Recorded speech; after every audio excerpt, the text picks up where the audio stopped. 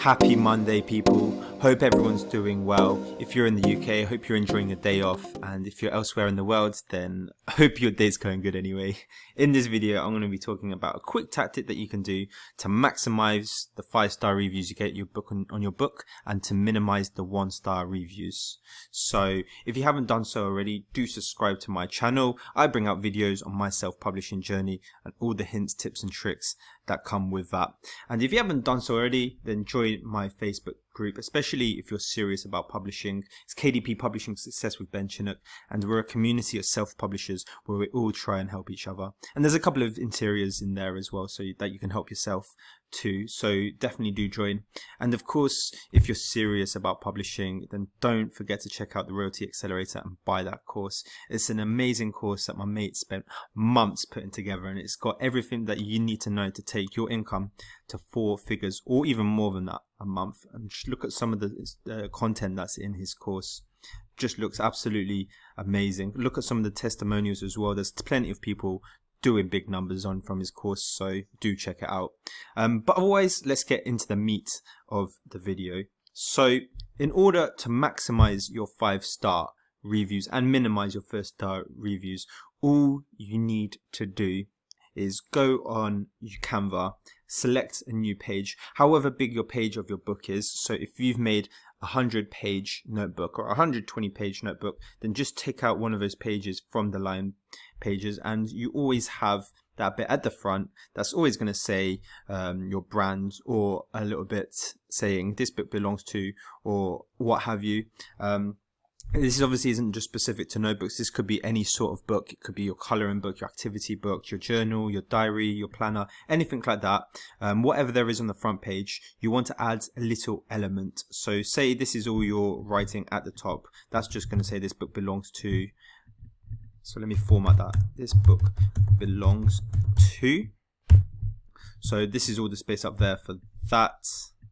I'm just going to add a line as well underneath, just so that we get the spacing right. So I'm just going to leave out the color. I'm not going to spend too much time formatting that because we want to get to the topic of this video. So there we go. That's a pretty simple front page. Could look better, but this is just for example purposes. And below that, very simply, to make sure that you get as many 5-star reviews as possible, you just want to add a little bit at the front saying, "Thank you for purchasing this book. For purchasing this book." This is literally what I put in mine as well, obviously with a different font and a little bit of different formatting, but this is basically what I do. So thank you for purchasing this book. If you enjoyed this title, then feedback on Amazon would be greatly appreciated. And then also, so you don't want to just leave it there. If they don't like the book, they're still going to give you a 1-star review. So of course, down to Amazon's policy, you can't say give us a 5-star review or don't give us a 1-star review, as that's review manipulation. You want to be smart about this. So if someone had a bad experience with your book, you want to say, if you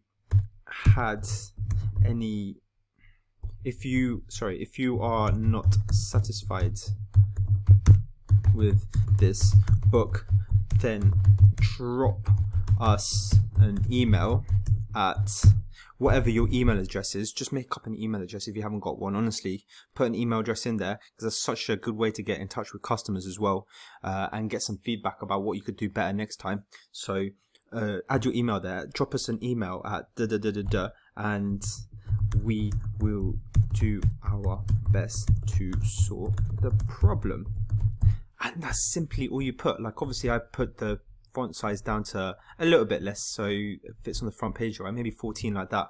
But essentially that's what you put. Thank you for purchasing this book. If you enjoyed the title, then feedback on Amazon would be greatly appreciated. If you are not satisfied with this book, then drop us an email at your email address and we will do our best to sort our problem. And that way people read that and think, oh, I did enjoy this book. Like, that's reminded me to leave them 5-star feedback. Or if they didn't enjoy the book, then instead of venting it out on Amazon, they've got they've got an option to email you and tell you what the problem is, and maybe you can sort it, diffuse the situation with your customer then. So that's really something I'd strongly suggest, if you haven't been doing so already. Ask them for feedback. Ask your customers for feedback. Learn about your niche more. And yeah, just learn about the whole publishing process through what your customers say about your books. And that's how you're going to grow in this business. But yeah, that's really it from me. That's all I wanted to say. Put that message on your first page. Be great, everyone. I hope this gets you the 5-star reviews you needed. And I will see you guys in the next video. Enjoy your day.